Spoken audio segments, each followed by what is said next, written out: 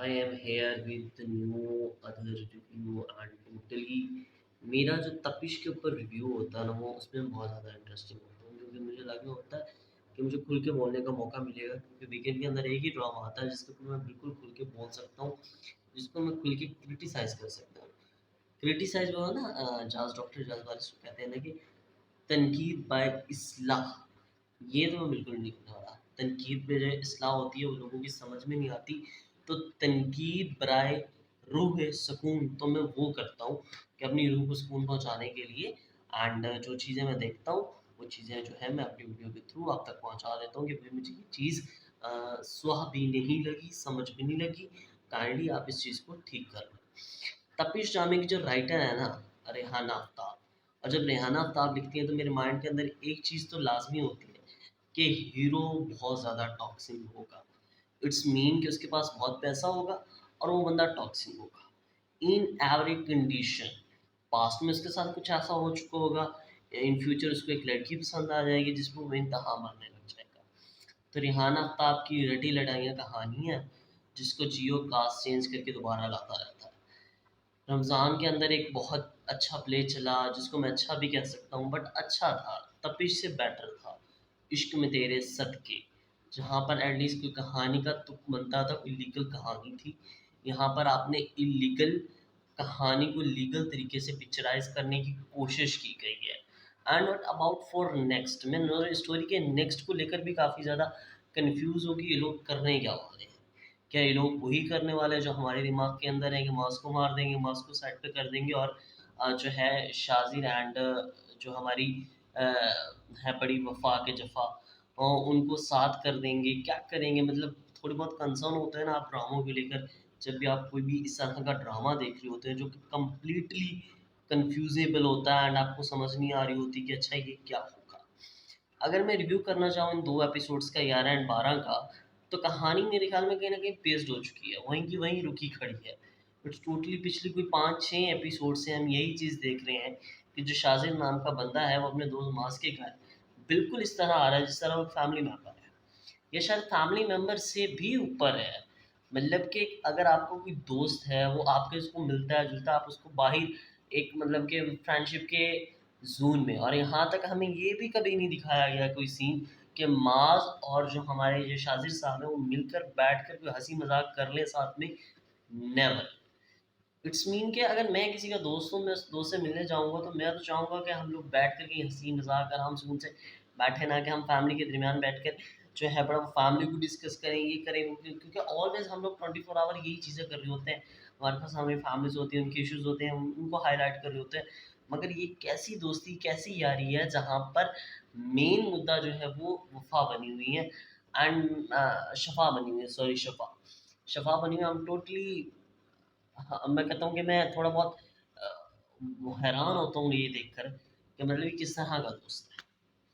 इस तरह का दोस्त मिलने की ना ही दुआ की जाए तो बेहतर है, क्योंकि वो कह रहा है कि भई तुम मेरी पार्टनर बनोगी। जो नज़रें होती हैं ना इंसान की नज़रें, वो बहुत अच्छे से इंसान को क्लैरिफ़ाई कर देती हैं कि वो किस नज़र से किस बंदे को कब, कहाँ, किस तरह देख रहा है। और एक समझदार इंसान तो ईज़िली अंडरस्टैंड कर सकता है कि भई ये बंदा किस नज़र से किसको किस तरह देख रहा है। इवन के मतलब कि मसला कहाँ पे है, कहाँ पे नहीं है।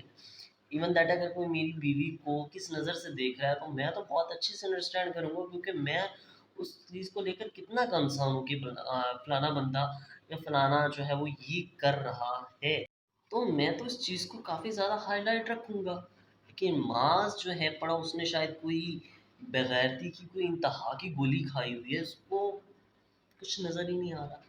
इट्स मीन कि उसको कुछ फ़ील नहीं हो रहा, कुछ महसूस नहीं हो रहा, उसको लग नहीं रहा कि भई जो है पड़ा वो किस नज़र से देख रहा है, क्या करने आ रहा है। उसके घर में जवान बहन भी मौजूद है, लेकिन फिर भी उस बंदे को जो है कोई ख़्वाब ख़्याल नहीं है कि भई ये क्या माजरा है, क्यों ये बंदा जो है मुझ पे इतना सब कुछ लुटा रहा है, कोई इतने लाख रुपए का इलाज करवा रहा है। किसी का तो बेमकसद तो कोई आज के दौर इन 2026 में कोई ऐसा करता ही नहीं है भई। फिर भी अगर आप लोग जानबूझकर उसको कहते हैं ना कि ठंडे बगैरत बन रहे हो, तो फिर आपकी अपनी किस्मत है। कहानी लिखनी थी, आपने लिख दी रिहाना आफ्ताब साहिबा, लेकिन आप हमें ये दिखा रही हैं कि भाई इस तरह के टॉक्सिक जो हैं वो हीरो नहीं बल्कि पागल ज़्यादा कहलाते हैं, जिनका जो भी दिल आता है वो कर देते हैं, जिनको लगता है कि हम जो करना चाहेंगे वो कर देंगे, हम दुनिया बदल देंगे। डेफ़िनेटली ऐसा नहीं होता। वो उसको बाहर कह रहा है कि मैं उसकी पार्टनर हूँ, उसके पास जाता है, रिक्शे वाले को मार देता है। अच्छा, रिक्शे वाले की वजह से उसकी आँखों में आँसू क्यों आ रहे थे? पहले तो मुझे ये बता। क्या मतलब कि हमारे जो रिक्शे वाले होते हैं, वो जिस तरह था उसको लग रहा था कि उसने वाक़ई उसको छेड़ा होगा या उसकी वजह से शायद उसको रो रही है। मतलब बिना इन्वेस्टिगेशन के, बिना पूछे बुलाए आप किसी को, चलो एक तो हो ना कि आपने पूछा उसको, उसने क्लैरिफ़ाई की हो तो फिर आपको मारना भी बनता है। मतलब ऐसा नहीं होता जैसा आप कर रहे हैं। एंड डेफ़िनेटली हमारे पाकिस्तानी ड्रामों के अंदर अगर आपको वल्गैरिटी को प्रमोट करना है कि बिना शोल्डर के एंड बिना, वो कहते हैं ना कि एक ट्रेंड आपने बना लिया खासकर जियो टीवी ने, तो कि हमने हीरो को शर्टलेस दिखाना है। तो भाई ये ट्रेंड अभी हमारे जो है पड़ा वो इन सोसाइटी के अंदर बहुत ज़्यादा इन नहीं हुआ। खासकर आपके ड्रामे, जियो के ड्रामे, इस तरह की चीज़ें जो है दिखाई जाती हैं, जिनका मेरे ख्याल में मेन मकसद ही वल्गैरिटी को प्रमोट करना है, नदर नॉट दैट अर्थ की बेहुदा कहानियों को लाना है। I am this toxing toxing guy.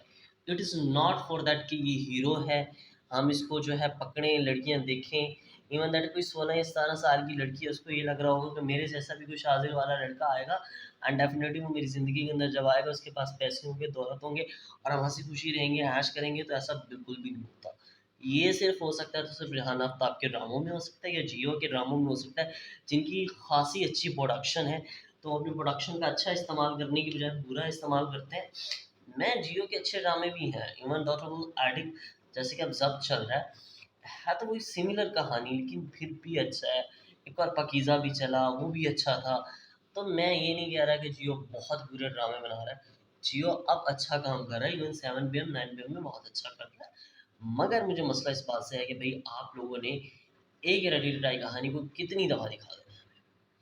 I want that, क्यों आपको लगता है कि दानिश, मुनीब एंड एक और आधा कोई भी हीरो होगा वो इस तरह के कैरेक्टर ही करेगा तो अच्छा लगेगा स्क्रीन पे? आवाम देखना चाहती है, आवाम देखना भी चाहती है। तो 3 मिलियन लेके आ रहा है ड्रामा। अगर मैं तपिश ही की बात करूँ तो 3 मिलियन डेफिनेटली नॉट अ कोई बिग नंबर। आप लोग शायद 3 मिलियन भी वही ऑडियंस देख रही है जो इस तरह के टिपिकल ड्रामे देखना चाहती है, वरना जंजीरें के 12-13 मिलियन ना आ रहे होते। टिपिकल कहानी नहीं है ज़ंजीरें की, लेकिन काफ़ी वो कहता है ना कि थोड़ी बहुत सस्पेंस वाली है, थोड़ा कुछ ना कुछ है ड्रामे के अंदर। तो ये तो साबित हो गया, खैर ज़ंजीरों ने बहुत अच्छा, मैं बहुत इस चीज़ से खुश हूँ। एंड अगर आपको मेरी ये वीडियो कैसी लगी, मिलता हूँ आपको अपनी नेक्स्ट वीडियो के साथ। तब तक के लिए सब्सक्राइब कीजिएगा कामी रिव्यू, एंड मिलता हूँ आपको अपनी नेक्स्ट वीडियो के अंदर। थैंक यू, अल्लाह हाफ़िज़।